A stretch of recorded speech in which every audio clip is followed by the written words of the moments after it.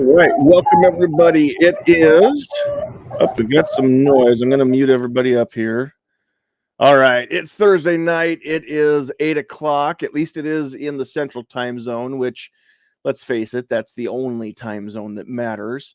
So it must be time for another episode of the Get Off My Lawn podcast. So welcome everybody. We are very, very happy to have you with us all tonight.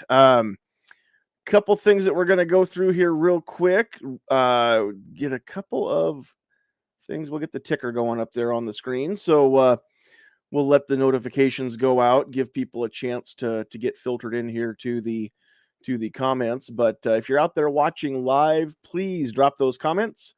We want to know that you're out there, what you have to say. We want to know where you're reporting in from too, where you're watching from, because I'd like to see how far of a reach we actually have here.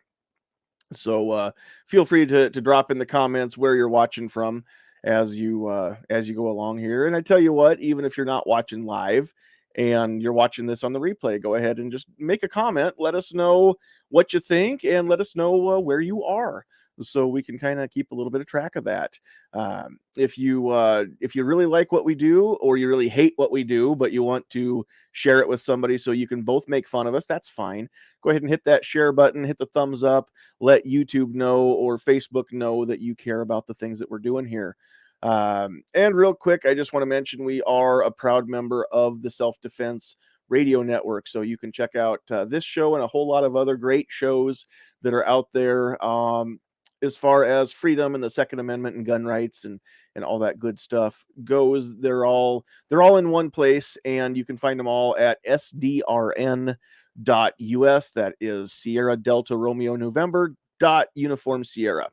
And it is on the screen if you are watching. So I found out recently that now I can put the videos up as well, even on Spotify. So you may be watching this not live, but you may be watching this on Spotify. So make sure you tune in Thursdays at 8 Central so that you can catch us live. Just not on Spotify. You have to go to YouTube or Facebook to find us. But you can find us under Sandhills Media in both places. So, all right, let's pop that down off the screen. We'll stop that ticker for now. All right, we're going to bring everybody up on the screen here real quick. There's everybody. And we're going to introduce our guest tonight. We've got kind of a smaller panel. One of the things that I want to do is just do smaller panels moving forward, or at least give this a whirl. Sometimes when we've got enough people to actually have the whole Brady Bunch plus Alice, then it gets a little confusing trying to keep track of who's speaking, who's not, what's going on. And so with 3 or 4 faces, I think it'll be a little easier to watch all this. And the other thing that may not happen is when we have our sponsors logo up in the top right corner of the screen, which is traditionally where Patrick seems to sit on our panel now, is the top right corner. And so we had some confusion last time he was here. Is he the Gun Food, or is he Open Country Firearms, who was our sponsor that week? So yeah, that picture, no matter where I put people, stays right up there in the top corner. So we're going to introduce our panel real quick. And you guys, just so you notice, I did mute everybody. So as you come through, you'll have to come off mute. But Patrick, we're going to start with you. How are you tonight, sir? I'm excellent, John. How you guys doing? We're all doing great. Loving the DC Project t-shirt. It isn't just for the ladies to support. So yeah, we need more education, not more legislation. And if you don't know what the DC Project is, then you need to go check it out. I think it is dcproject.org, isn't it? I don't remember the exact website, but Google DC Project, and if you see teal, then you'll know you're in the right place. It's a great movement.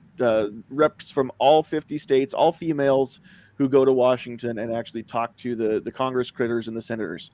So cool shirt, like it. Yeah, it's not just for the ladies. Although to be a member, I think you have to be a lady, but it's not just for ladies to support. That's what I should say. So Patrick is known for the Gun Food, which is a website where if you have a gun and you need to feed it, then chances are he's, at least if it's a defensive firearm, then Patrick's going to have something to send you and help you feed that hungry firearm. Absolutely. Cool. And the website's up and running now. It's up and running. It's been up and running for about well, let's see. We did this last 2 weeks ago. So no, about 3 weeks ago. Yeah, it's been 3-4 weeks ago since you were here. Yeah. So I got it running shortly after on that weekend, and it's back up and running. We are busy. Lots of, especially after last night's little fiasco. We're busy for sure. Good deal. All right. Well, glad to have you with us, and can't wait to hear your thoughts on some of this stuff. All right, we're going to move down to the lower right-hand corner of the screen. We've got Dan Wass, who is author of the Good Gun, Bad Guy book series. There are now 3 of those. And Dan does a lot of writing for different publications, different websites, and you also have a couple shows. What, you have the Loaded Mic podcast, and are you doing anything else as far as podcasts and that kind of stuff, Dan? You're all over the place. Well, we do the Loaded Mic show, which is a lot of fun. It's heavily based in Second Amendment stuff, but we also get into topics of the day, political stuff. It's just it's just a blast. We have so much fun on that show. We have a lot of cool segments and stuff. Loadedmic.com. And I write the Good Gun, Bad Guy book series, 3 books now published, and working on the 4th one. I write on a regular basis for Ammo Land, and I also write for a bunch of other publications like Daily Caller, and I've written for Western Journal and Truth About Guns, and just a whole bunch of different, gun rights publications. So, and then do speaking events all over the country, and do tons of radio and TV media hits and stuff too on Second Amendment advocacy. So, a lot of stuff going on. There are some people who are great at writing and not the best at talking. There are some of us that are really good at talking, not the best at writing. And then there's guys like Dan who seem to do well at both. So you're kind of one of those all around athletes that can handle any sport. Well, thank you. Thank you. It happened all accidental, by the way, just organically. It all just kind of falls into place. So I guess I'm getting lucky. Isn't that the best way, though? I mean, then you know it's real. So pretty cool. All right, Dan, thanks for being with us tonight. And then we will move over to everybody's favorite tactical teacher, the one, the only Travis P11. I don't know. I'm not a two-way content, triathlete like Dan over there, but I'm trying, man. I'm trying. So, and Patrick too, man. I can't keep up with these guys. No, I appreciate the invite. I'm excited to be here. It's going to be a good show, and I'm looking forward to being part of the panel as always, and it should be a good time. Heck yeah. Otherwise, just check out my channel, Travis P11, over on YouTube, and just search for that. You'll find me all over the place. So thanks a lot, man. You betcha.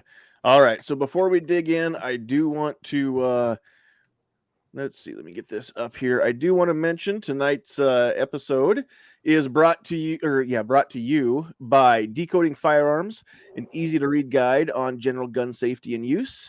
That was written by our friend John Petrolino, who is a very cool guy. I need to get him back in here, but he's a busy guy too, so we need to get him back on the panel.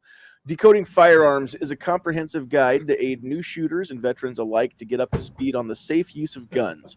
With over 115 illustrations and 266 pages of content, this book is very comprehensive. If you're interested in learning more about decoding firearms, you can visit johnpetrolino.com/decoding-firearms, or just go to johnpetrolino.com and then you'll find the links for it. Decoding Firearms is available for sale on Amazon as a paperback or a full color Kindle version. So if you get the paperback, the pictures are black and white. If you want color pictures, you've got to get it on Kindle.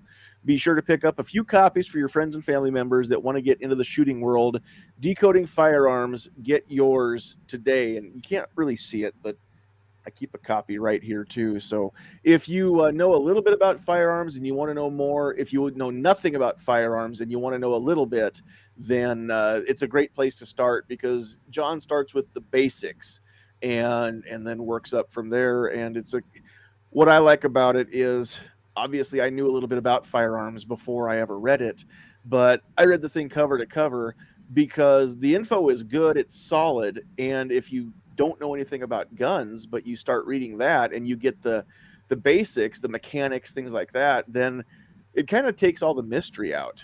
And so, which is the whole point of why he wrote the book. So then you get a little curious and you're like, well, maybe now that I understand a little bit more, maybe I should look into this whole firearm thing. So many of my friends and family are getting into this, and I don't really want to be the only one out if it hits the fan. So that's, I think it's a great place to start. So, all right, let's kind of jump into stuff a little bit here. And tonight, I just want to talk about some of the stuff that's been happening around the world, around our country, not necessarily just lately. I've been hearing about some of this for quite some time.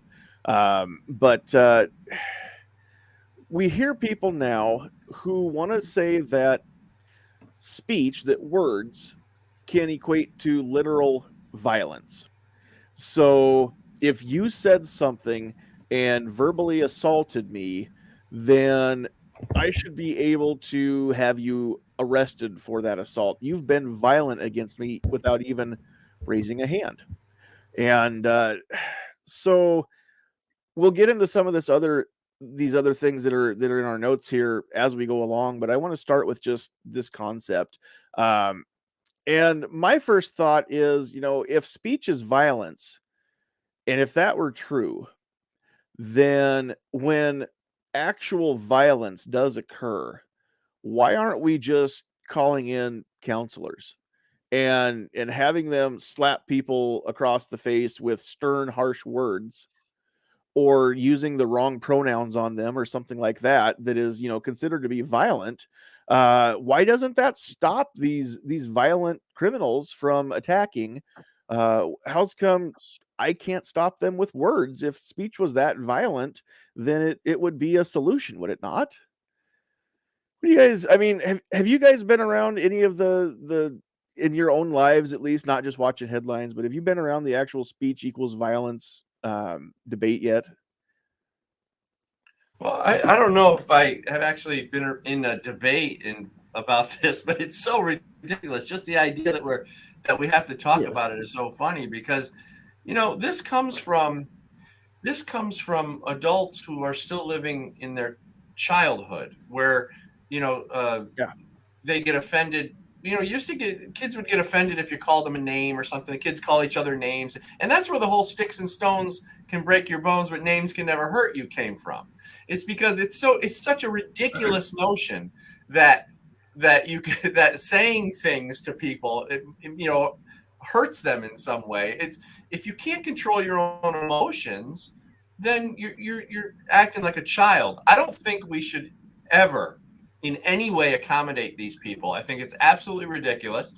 And the more we accommodate them, the worse this monster gets. This monster of wokeism or cancel culture, whatever you want to call it, this leftism ideology. The more we accommodate it, the bigger it gets. So I say, I'm not afraid to insult them, to tell you the truth. I think they need to be a little more calloused with this stuff. They need to be a little more conditioned to handle it, because they're not children. These are adults we're talking about. So that's my overall opinion. I'm sure we're going to get into some more of the intricacies of it and the details, but that's how I feel right off the bat.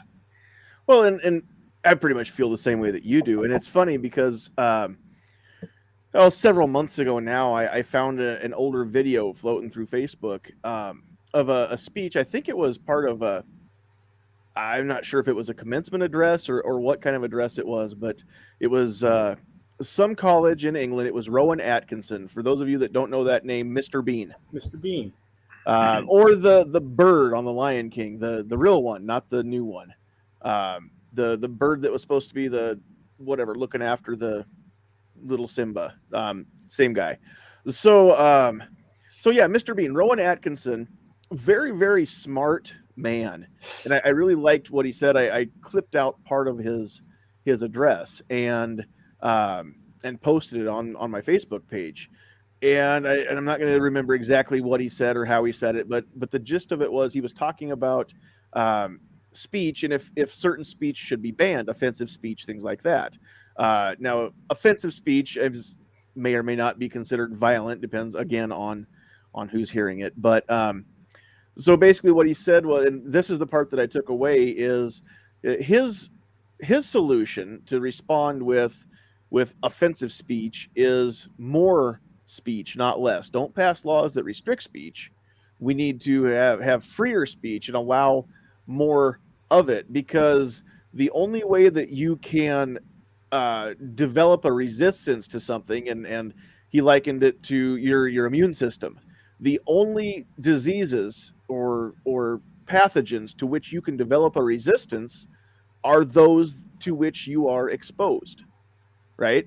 So there's no way to even build up a resistance to offensive speech without being exposed to it. The same way that you can't develop a resistance to polio or smallpox or chickenpox or anything like that without an inoculation as well. A form of that has to be introduced to your body to learn how to fight it off.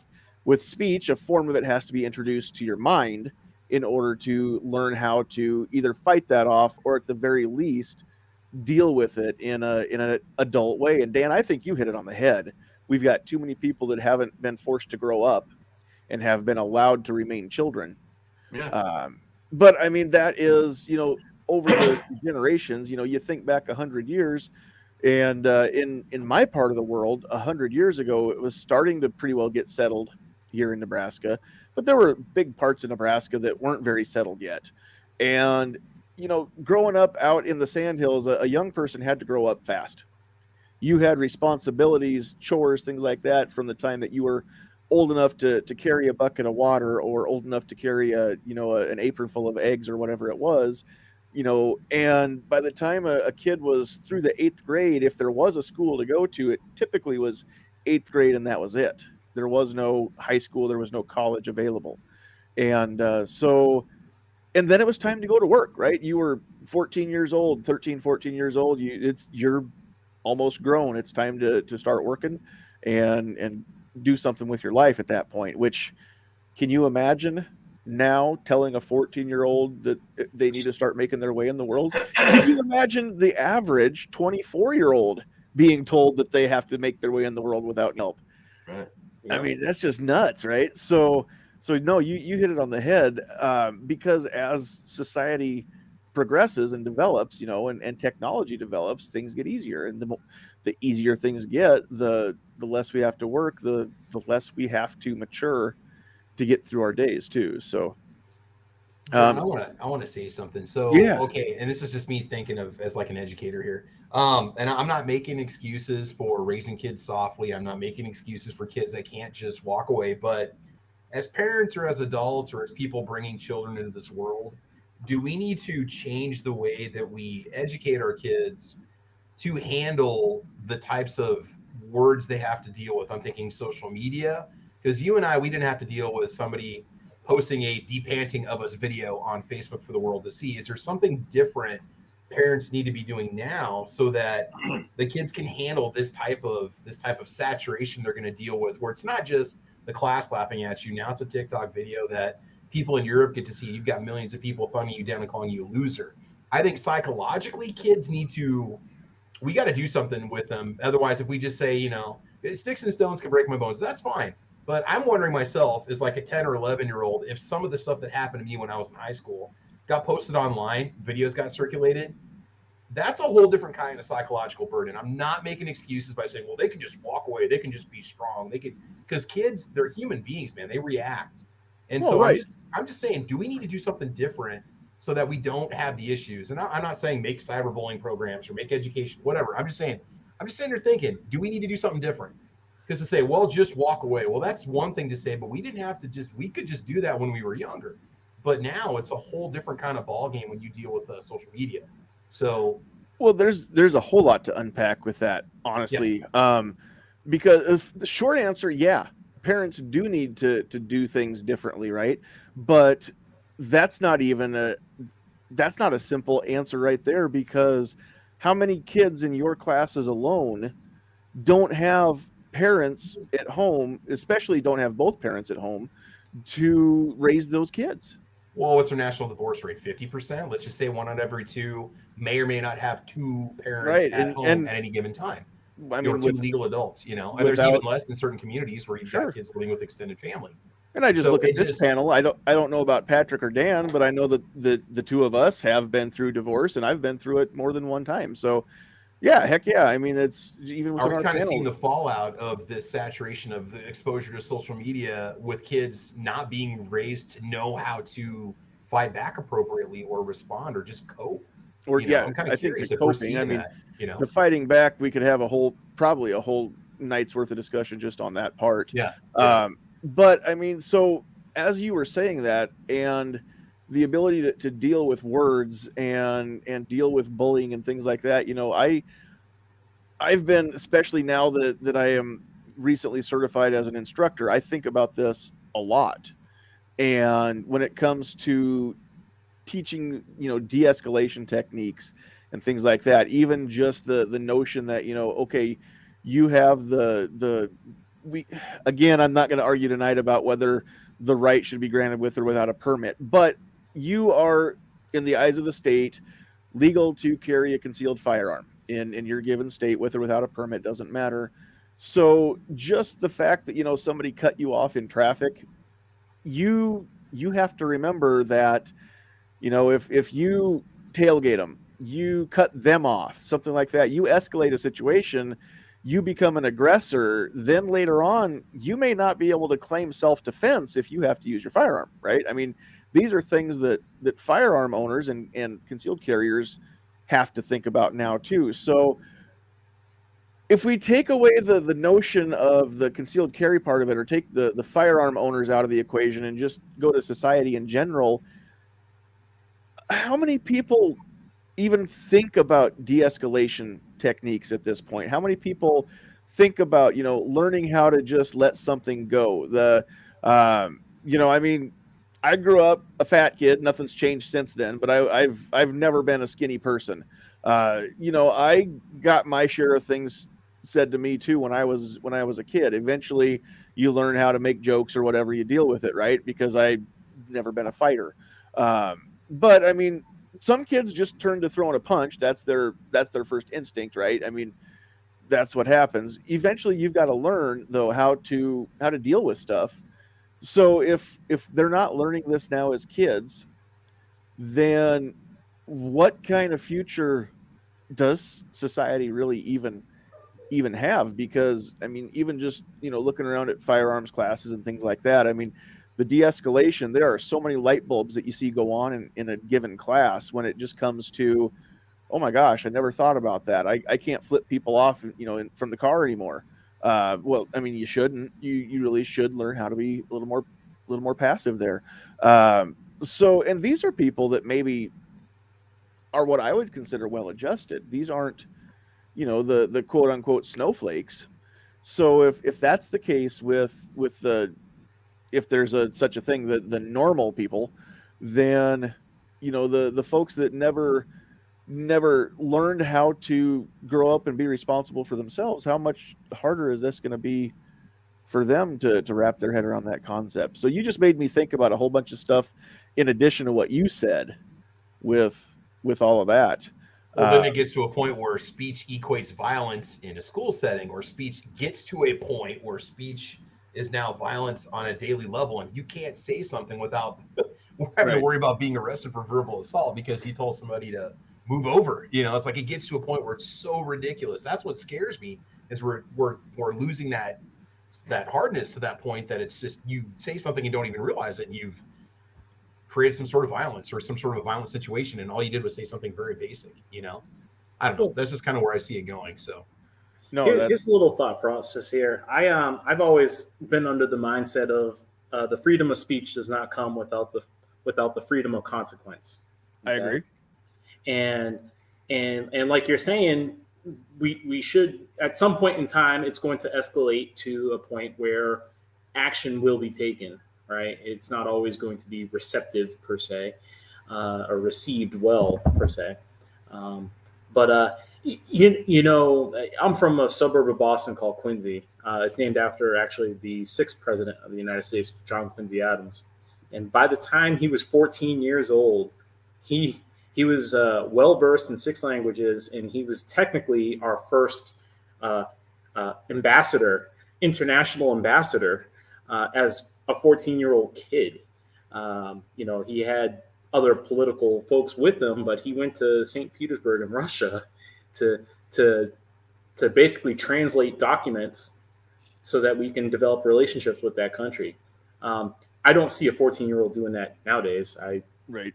Yeah, and I think a lot of it has to deal with the way that we educate our kids and the way we grow up. Because I mean, eventually a kid's going to be an adult, and they're products of their offspring, of their parents. So, And yeah, you're right. It is getting soft.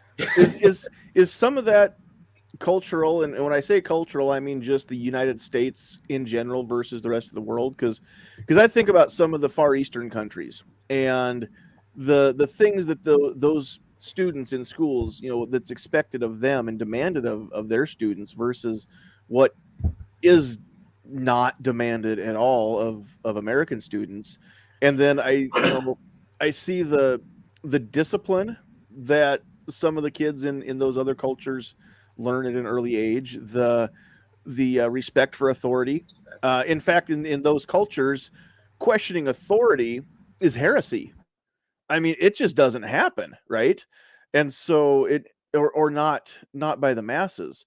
So I mean, I'm not saying that that's the way to go. I'm just saying that they're definitely, I think culture and society play a huge part in some of what's going on here with people not necessarily having to grow up. So having said all that, now if we come back to the speech being violence thing, here's another thing that I see happening, because as we entertain and give credence to the notion that words can be actual violence, so now we see things happening where we've got whether it's a protest in the street or just somebody speaking up in the lunchroom at school or whatever it is, we've got instances now where somebody says something mean, very offensive, hurtful, rude.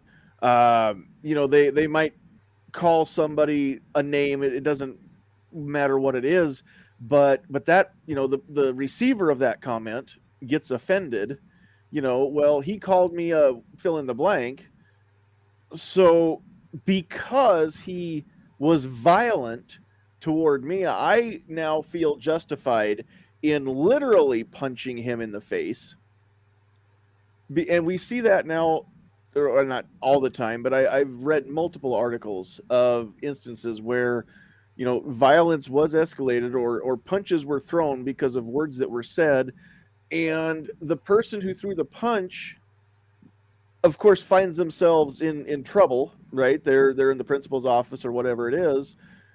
And they feel completely morally and socially wronged, because, well, he started it. He was violent first. Why am I the one getting in trouble when I defended myself? I think. Go ahead. Go ahead. I don't want to interrupt you. No, go ahead. I think when we're talking about this stuff, we might want to differentiate the difference, or separate adults from children, because when adults do this type of behavior, it's kind of unacceptable, because adults should be able to control themselves, I would think. You're not going to go punch somebody out if they say something mean to you. If you're an adult, you usually, I'd like to think we as adults have a little more common sense where we can control ourselves. However, somebody brought up the school lunchroom.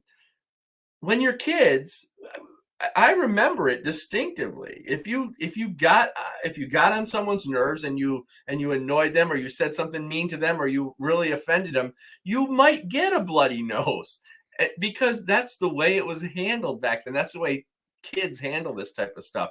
I think what the problem in our society is that we've taken those childish behaviors and lack of self-control, and we carried them into our adulthood, which is where we have the problem.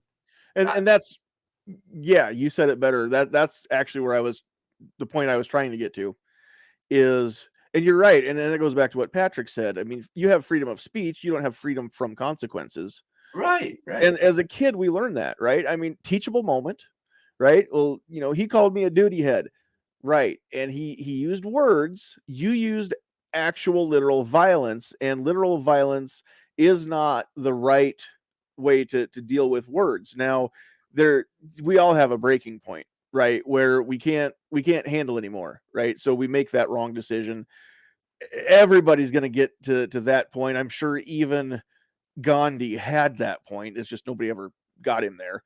But I mean, I'm just saying that, there are circumstances where, we're all possibly, or I should say potentially, going to fall into that trap. But we have to teach the children at a young age.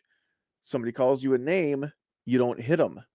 You have to, and that's the first teachable moment, right? That's where we start to learn as human beings, and as social human beings, we start to learn what's acceptable, what's not acceptable, what is a healthy way to deal, and what's an unhealthy way to deal. And it can't just be the teachers in the schools. It can't just be the people in the daycares. It has to be the parents. Yeah. And I'm not going to sit here and say that there are no good parents. I know there are, but we also see a trend of fewer role models in the home, or fewer two-parent households, or if it's a one-parent household, then the other gender may or may not be a role model, of both genders in the family or in the area.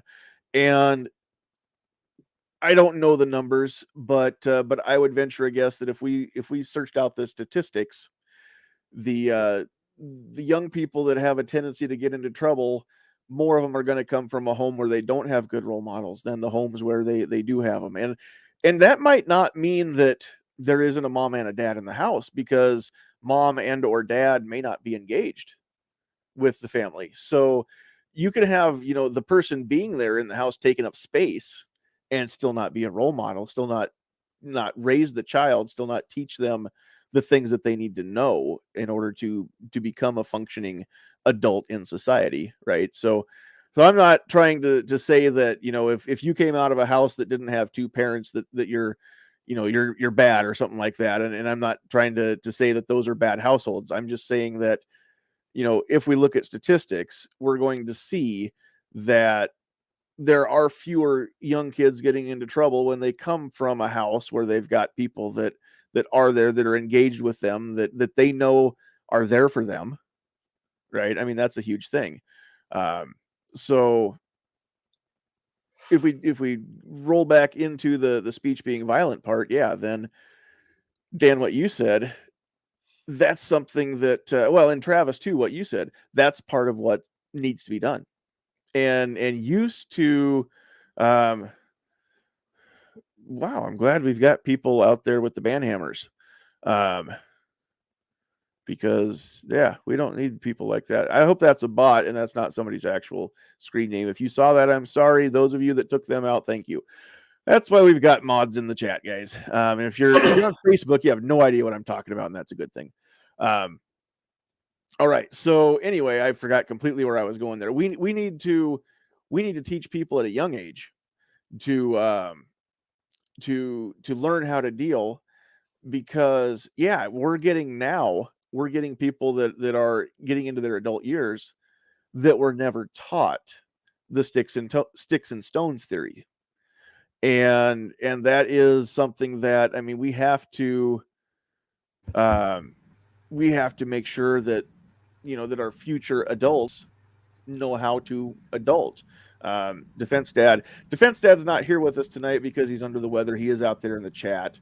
And he said mom and dad don't have to be in the same house. The mom and dad do have to be engaged in the kid's life. So yeah, that's what I'm trying to say is they need to know that there's somebody that cares about them, that loves them, that is there for them.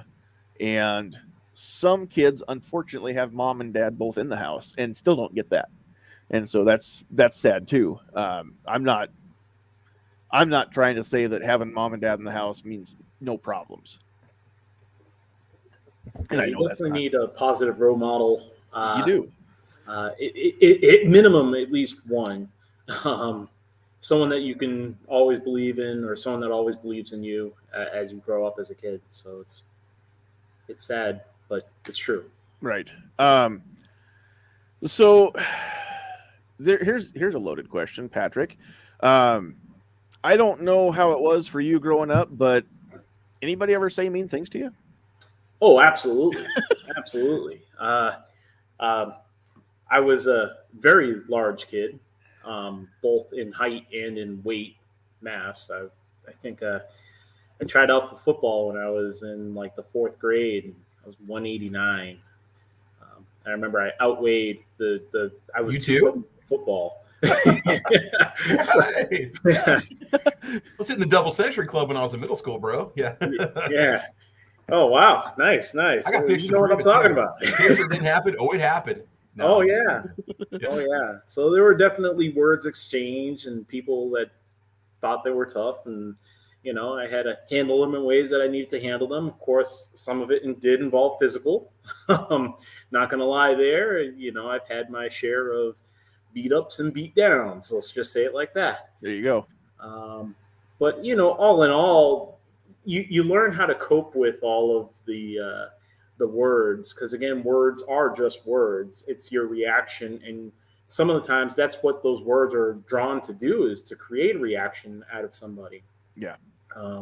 However, if you know how to cope with it, if you know how to deal with it, especially, that's really what we're talking about here, is how do young folks cope with it and handle it. And you're right, we are diluting our society when it comes to how to handle it nowadays, because all you got to do is click ban or, you know, report, and next thing you know, you're shut down. Right. You know, we're about 5 steps away from being avatars in this fake land of meta world and stuff. But so now I have on good authority from somebody who knows somebody whose sister's college roommate's cousin knows these things.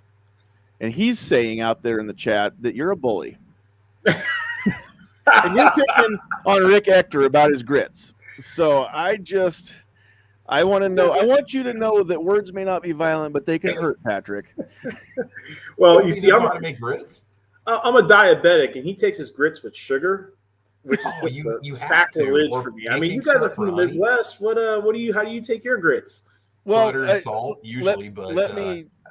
Okay, I'll tell you that. What's a grit? What's grit? Kind of like cream of wheat, but a little bit thicker. Yeah. No, I have. Back in the day, you know? No, I mean we've got our own touch of the South here in Nebraska. We've got Cracker Barrel restaurants, right? So I've been served grits, but by the time I got to the grits, they were cold because I ate everything else first, and then I just didn't eat my grits. So. The only thing I know about grits is that Flo used to tell people to kiss them.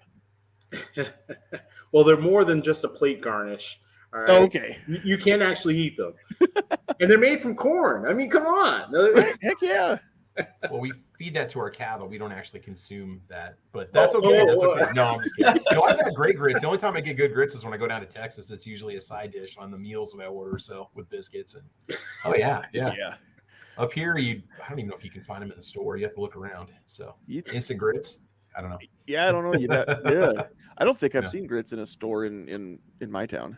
I will do a tabletop review on grits. I bet in Lincoln you can find them. There's got to be some Southern folks in Lincoln. I think Quaker makes instant grits. I might see if I can get a recipe on something. If not, they're ordering them in off of Amazon or something. So absolutely. All right. So we're gonna switch gears here, but before we do, any other thoughts as far as speech actually being violent? I mean, I know the general consensus of the panel. I knew before we started, the general consensus of this panel is going to be that no, speech isn't violent. There's a distinctive difference between actual violence and speech. Even violent speech is, I mean, as long as you're not actually convincing people to become violent, then yeah, I mean, speech can't be violent. Speech needs to be protected. The only way to fight bad speech is with more speech, not less. The actual definition of violence is a behavior, but it's a physical behavior. Physical. Yeah.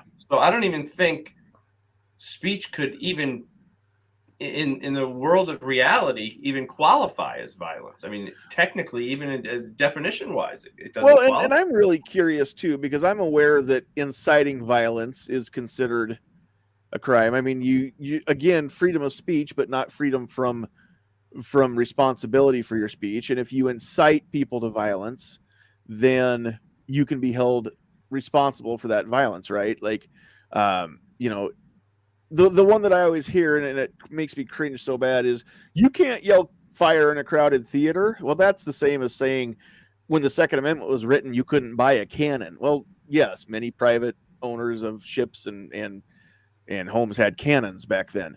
And you can yell fire in a crowded theater today as long as there really is a fire and you're letting people know that the place is burning, then it's not illegal to yell fire in a crowded theater. But if you yell fire in a crowded theater and there isn't one and you create panic and people get hurt, then yeah, I can understand how that could be on you. If you and now I want to know honestly, and we don't have an attorney here present, but if somebody is inciting violence and you're whipping up a mob, I mean, I still want to know how much of that's on the guy that's yelling in the the microphone, the bullhorn or whatever, and how much of that's on the idiots that listen. I mean, well, wasn't there a case where a girl encouraged her boyfriend or whatever to kill himself, and he actually killed himself? And was she held accountable? I don't know. And I don't know that she should have been, tell you the truth. It was his action. But I think, to me, there seems to be a very distinct line between verbal and physical. And I think we're on thin ice if we start to blur I agree. verbal with physical violence. I just don't think I we should agree. do that. I think we're going down the wrong road. And I've been saying this for a long time, back to the whole fighting misinformation on social media and whatnot. It doesn't matter what I say. If I tell you to go downtown and buy a gallon of antifreeze and chug that whole bottle or that whole gallon jug of antifreeze and drink it, and then you are stupid enough to do it, then the world is better off because we're down one stupid person. Now, I'm not going to tell people to do that because I don't want YouTube and Facebook to think I'm actually telling people to do that. I like to have the audience that I have. But how much of that's on me and how much of that's on the person that's dumb enough to do it? And anything that you hear, read, or see out there in any kind of media, electronic or other, it still is, it goes back to personal responsibility, right? How do we hold people responsible for the actions of other people? How can we sue Remington Outdoor Company for somebody misusing their product and committing a crime with it? How do we sue Ford Motor Company for somebody that got drunk and drove and hit a car with a family in it and killed 6 people? I mean, it's just that's not Ford Motor Company's responsibility. It's not their fault that the person didn't use it as directed. Same thing with ibuprofen. Use it as directed, you'll be fine, but misuse it and you can't blame whoever, Johnson & Johnson, whoever made that ibuprofen. So no, I'm with you. I think that there needs to be a distinct difference between verbal and physical, and I think that this country as a whole, mostly because lawyers get rich off of it and lawyers are good lobbyists, and a lot of lawyers are making laws now because they're in Congress. So we see these warning labels. We see well, you don't have to be responsible for yourself. Why take personal responsibility when you can blame somebody else for your problems, right, and pin it on them? So everything comes back to, I guess, that everything that I think is wrong with this world today comes right back to lack of personal accountability. Yeah, exactly. I mean, I can't think of an instance that doesn't. Right. So yeah, I mean, people are being taught to not take responsibility. They're being taught to live as a victim. And when you create this victim mentality, this stuff that we're talking about just keeps getting worse and worse. And when you you know the difference between someone who plays their life role as a victim and against somebody who takes full responsibility for their actions. The person who takes responsibility ultimately becomes happy, successful, and often wealthy, and just a great life. The person who plays a victim role is always suffering, angry, sad, Yeah. a parasite on society, and it's never their fault. They never take responsibility. So when we create that, we're really creating dependency, and I think that might be part of the overall political goals here of some political parties in question that want to create that dependent, that victim mentality, because those victims will need someone to take care of them. And I think ultimately that's part of the whole plan. Well, and if there weren't people who refused to live life as a victim, I mean, where would we be? Where would we be if Ben Carson had just decided to play the hand he was dealt as a victim instead of overcoming, and becoming what he was the first college graduate, wasn't he, from his family? And he's a literal brain surgeon. I mean, how many people are alive because Ben Carson didn't believe the crap that was fed to his peers at the time? Well, Elon Musk is an immigrant, and I don't know his backstory, but where would we be if Elon Musk had decided to just stay a victim the rest of his life and not come to the States, or his family hadn't decided to come to the States? Right. I mean, so many examples of what you just said. So yeah. Okay, so before we lose track of time here, I'm going to shift gears a little bit, because a couple of years ago, when the George Floyd rallies were happening, and first of all, I would just want to shout out my town, because my town did it right. There was zero violence, zero looting, zero bad things in the protests that we had in our town. The people that organized them did a great job, not only organizing them, but keeping everybody in line and making sure that people stayed on the sidewalks, not in the streets. Everything was perfect.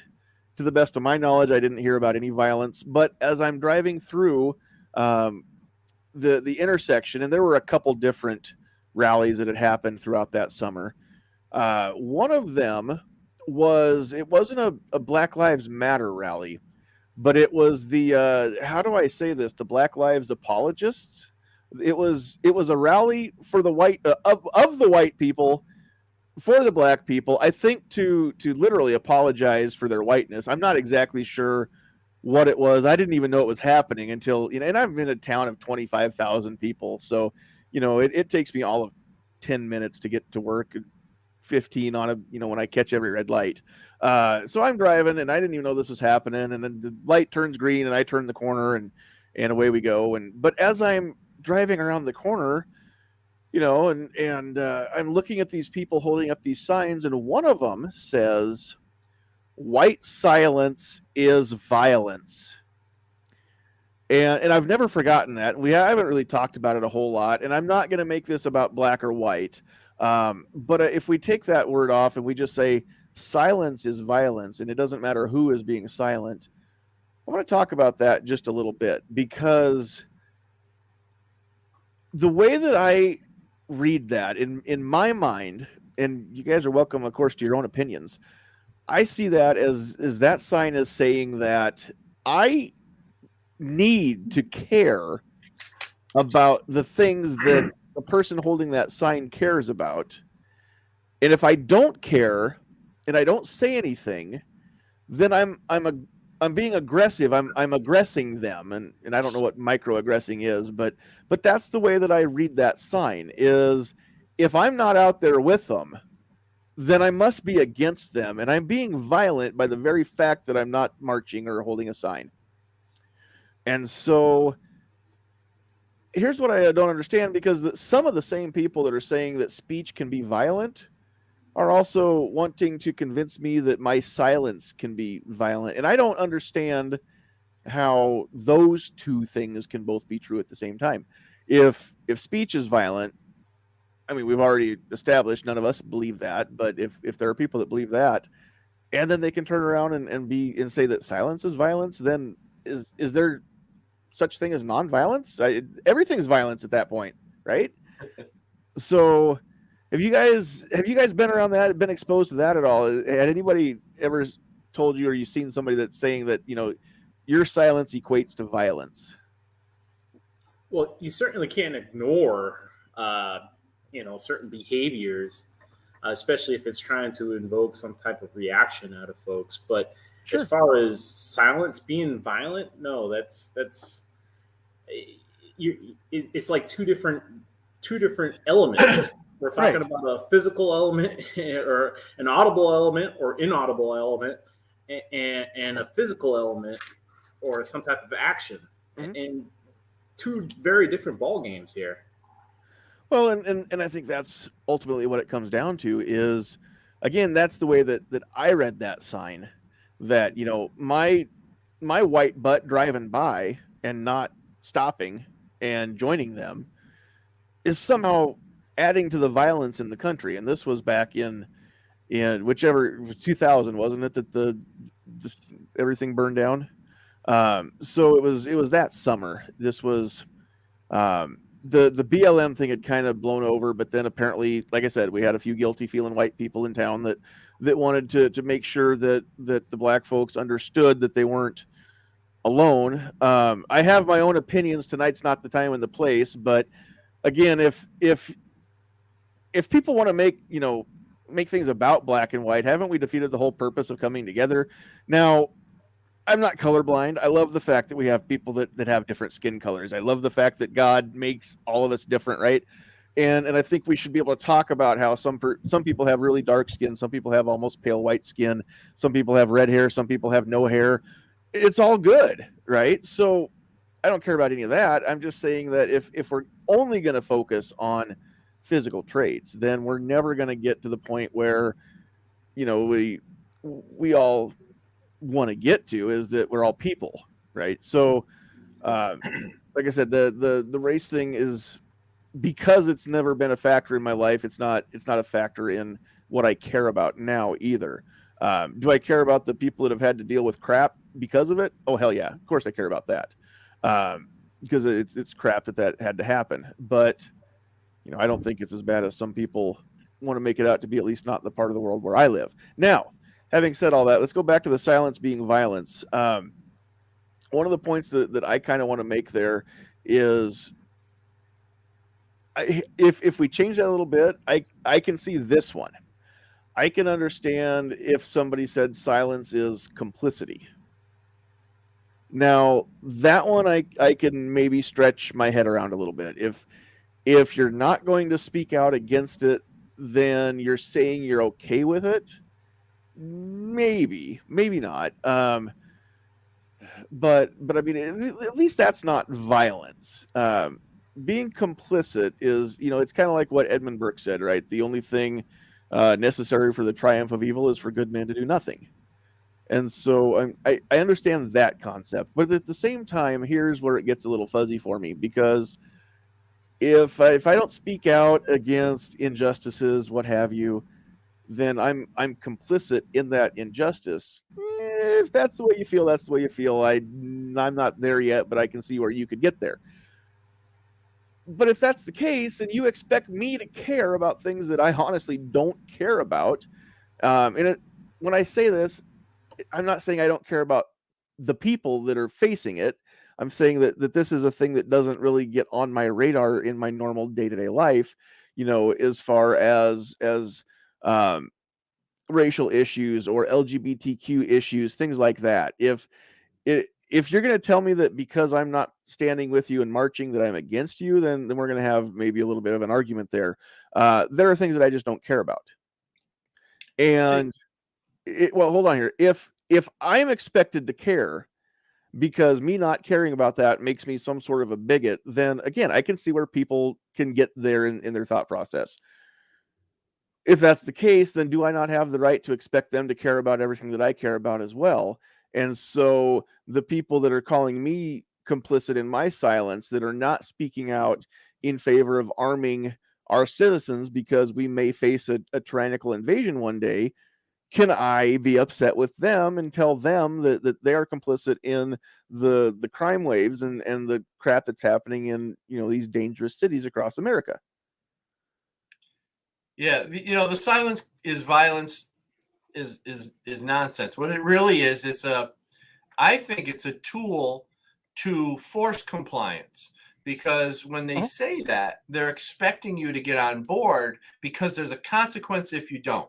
The consequence is either guilt or fear of some sort, fear of non-complying, fear of shunning, punishment, whatever. They'll call you out, they'll do whatever. You're the bad guy if you don't get on board. So I would never ever buy into that silence is compliance nonsense, because all it is a tool to get people who don't believe in that cause on board, or at least to pretend they believe, because otherwise, like, look at the way the left does it. They cancel everybody out if you're not with them 100%. So silence is compliance is really just another way of getting them to do what the group wants you to do. And I would never comply to any of that stuff. I think it's ridiculous. Oh, I agree. Yeah, Agorizer out there on the YouTube side, required to care and say it. Not a world I want to live in. No, yeah, exactly right. It goes back to the being compelled to use certain speech, right? And becoming a crime, like in Canada.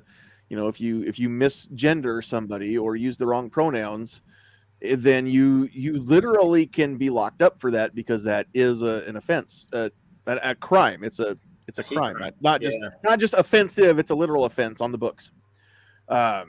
And so, and the problem I have with that is there are people that I can't keep up with their pronouns, because they say, well, it changes throughout the day. Well, could you maybe put like a neon sign above your head or something, just with the correct pronoun at the time, so I know? I think we should make them wear name tags with whatever it is. If you want to act like that and you want everyone to comply and call you whatever your gender of the day is, I think you should be responsible to wear a name tag listing your gender like a little kid in kindergarten. Right. And for those that care, my name is John. I am a male because I was born with an X and a Y chromosome. And regardless of any other characteristics, that makes me male. And my pronouns are thee, she, it. When you say it fast enough, then you get it. Yeah, I got it. So, yeah, I need that T-shirt. Chad Prather, comedian, satirist, and Texas Republican governor candidate. Yeah. Side note, he got banned for 7 days on Facebook, 7 days before the Texas primary. So he's fighting that, and even his what do I want to say? Not so much opponents, but some of the other people on the Republican ticket have even offered their platforms for him to still speak. He's on YouTube, but he's not on Facebook right now. And of course, it's the last week of campaigning before the primary. So they're trying to primary Greg Abbott and make him have a runoff to get onto the general tickets, what they're trying to do. Anyway, so yeah, if you're in Texas, then you probably know all about it. If you're in Texas and you don't, you've got a couple days to check it out. If you're not, then probably don't care. I'm just a fan of the guy. I watch his show all the time. So met him quite a few times. He's a great guy. So I don't know. I met Chad once, but I'm friends with Party Foul Steve. Oh, okay. And been to his house and hung out, so that's cool. He's a good guy too. So, all right. So anyway, Patrick or Travis, as far as silence being violence or silence being complicit, any thoughts besides what Dan and I have already thrown out there? No, I mean, I agree with what you guys have to say. It's one of those things where you're compelled to have to react, even though you might not know how to react or what to say or where to even begin, because you don't know what you've been doing to fix the situation. So that's why, yeah, I mean, something like that, it kind of pushes you into like this guilt kind of mentality, and I don't know, it's just, yeah. No, you guys hit the nail on the head. Yeah. Yeah, it's the same with my opinion too. I mean, it doesn't make any sense. I'm not going to force you to think the way I think. Either you agree or you don't, and you keep it moving. Mm-hmm. How about maybe like a sign that says, we need to be one people united. Then I'll come stand with you. Okay, I agree with you on that. That's what we need to be thinking. We're all together in this. Well, and I've been saying for a long time now, I miss September 12th America. Mm-hmm. I mean, for the folks that aren't old enough to have been aware of what was happening in 2001, then I mean, it sucks for them. They don't understand, and of course now some of them are old enough to vote, right? But those folks don't understand what this country went through, and the solidarity that was just being shouted from every rooftop, every mountaintop, from sea to shining sea on the 12th of September 2001. I mean, you could not find an American flag. They sold out before the day was over on the 11th, because there were so many people that wanted to show their patriotic pride. And there wasn't it for just a short time. There weren't white people and black people. There weren't Methodists and Catholics. There were Americans. Now, the Muslim folks did get a bad rap in this country for that time. I concede that, yes, but for the most part, we all put down our differences. Even the people of New York, who would just as soon walk on each other's face as lift their eyes up and look at each other's face, they even stood together as one people, and we were all Americans, and I was proud to be an American. I was incensed that we took a sucker punch like that, but I was proud of the people who stood together and told the rest of the world, no, okay, you've got our attention now. You don't want us riled up, right? I wish that, I mean, it's only been 20 years. And we've lost track of that. We're a whole generation later now, and that generation didn't feel those feelings that I had. If you guys have ever had a chance to listen to Tony Simon talk about his block on September 11th, the story is amazing. I keep saying I'm going to go back and do it, and I haven't yet. He told that story on my podcast here a couple of years back. And I need to cut that portion out and just post it as a standalone video, because just the people on his block, the way that the neighbors, that everybody kind of knew who they were, but they didn't all interact together. They weren't friends on that block. But that night they all came together and were there for one of their neighbors who they knew worked in the tower. And they couldn't, of course, cell phones were down, phone lines were down. His kids couldn't get a hold of their dad. And, so the whole neighborhood turned out to support them. And I mean, when he came around the corner and started driving down the street and everybody saw his car, they just swarmed him. In fact, it took him a while. Like, the bodies had to be moved out of the road for him to open his car door so that he could even get out the car and go in the house and tell his girls he was okay. So, I mean, even that kind of story is just, and Tony had at that time, one of everybody on his block. It looked like a magazine advertisement right now. There was every kind of face that you could think of was on his block. So it's so cool. I wish that we could be back to that in this country. I wish that that everybody would just turn off the news and stop reading the memes on social media about how terrible this country is and how divided this country is, and realize that we're not.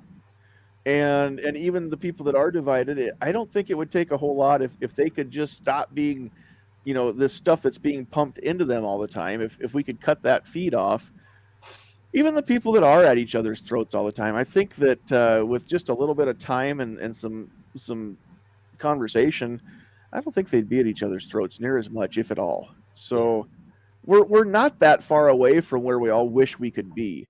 It's not as bad as some people would want us to believe. But the problem is that those people are very good at filling other people's heads full of ideas too. So, all right, we're running up against just after the top of the hour here.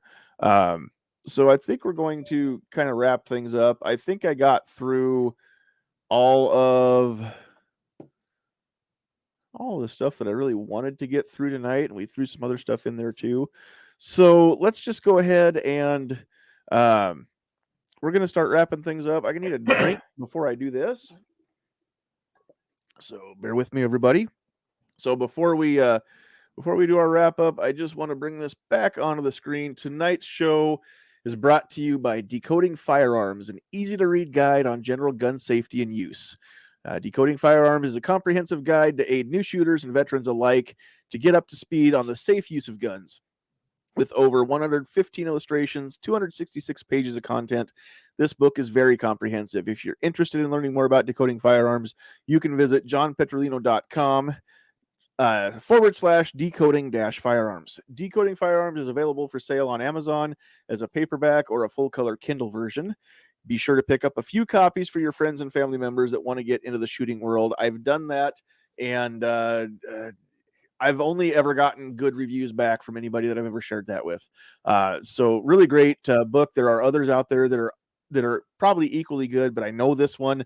I have this one, and John's a friend. So thanks, John, for being one of our sponsors and helping us go live into 2 Facebook pages and YouTube tonight. So, all right, let's go through here. We'll give everybody a chance just to kind of wrap things up here.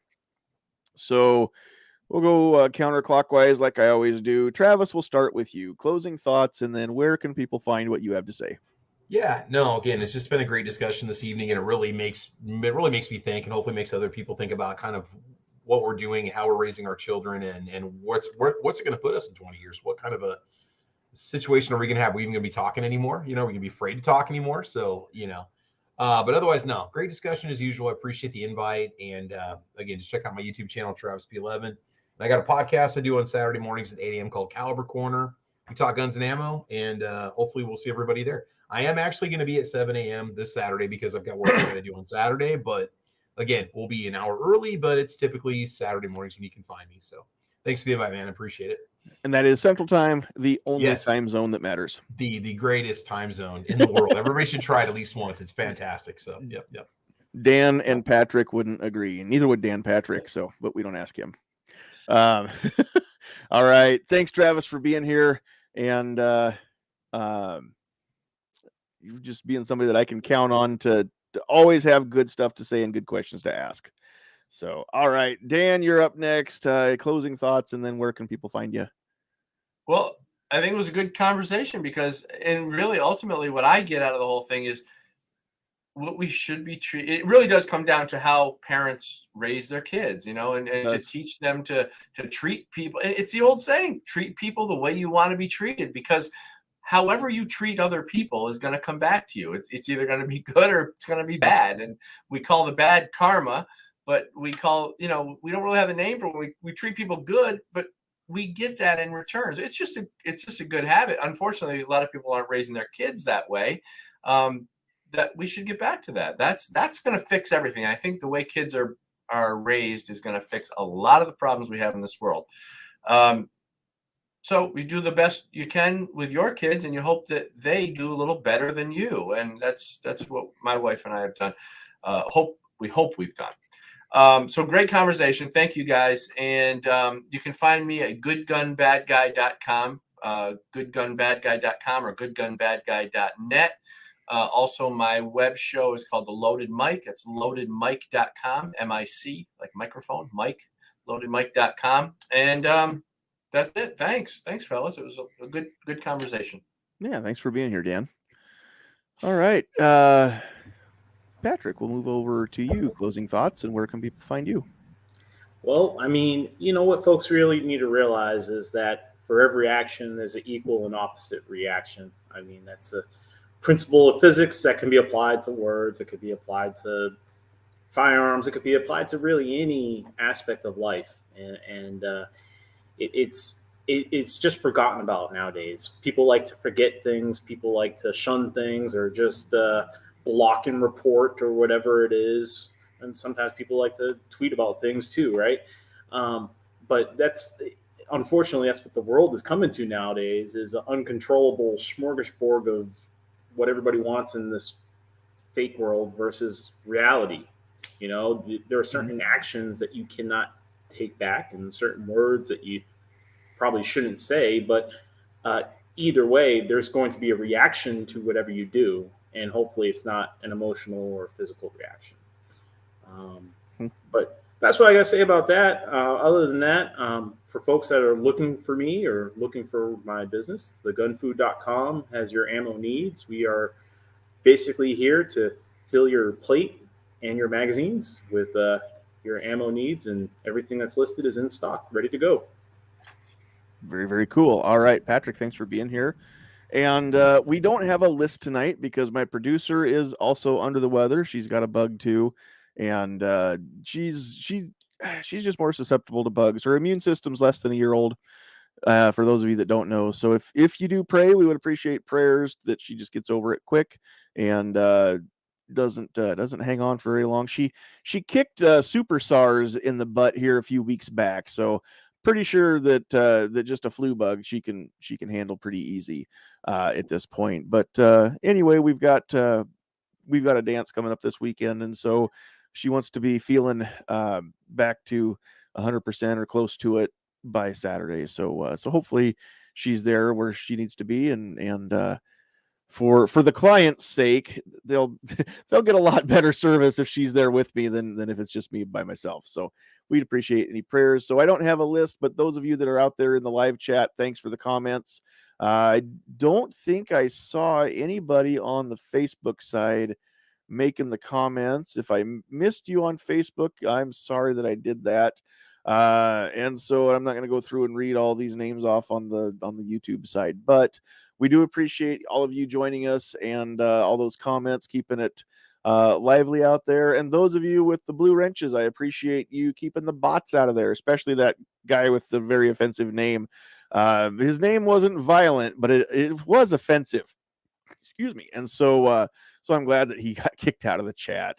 I don't know if that was a bot or if that was a real person, but they're gone now. So anyway, so yeah, what I've noticed is, going back to what Dan said and Travis and Patrick too, we've kind of gotten away from the golden rule, I think, a little bit here, at least in our society here in the States, and we've kind of turned the golden rule into he who has the gold makes the rules, which is not the way that that's supposed to be. Obviously, do unto others as you would have them do unto you is the actual golden rule. But yeah, now it seems like the people with the gold get to make the rules, and that's not right. But again, we can get where we want to go. We all just have to, we all have to work together and pull in the same direction. And that's ultimately what they're afraid of. The ones that are trying to drive that wedge, they can't afford for us to all pull in the same direction, because we might realize that we've got more in common than we have in different, and then they're in trouble, because if these ants ever figured out there's more of them than there are of us, our way of life's over, right? So it's kind of like that. Go look at my Facebook page, Sandhills Media on Facebook. Find my meme from a couple days ago where I put the grasshopper up and put Trudeau's name across him. Made a fun. I thought it was a classic meme. We'll see if people share it. But anyway, thanks everybody for being here. On behalf of Travis and Defense Dad, who's not here, Sandhills Sweetheart, who's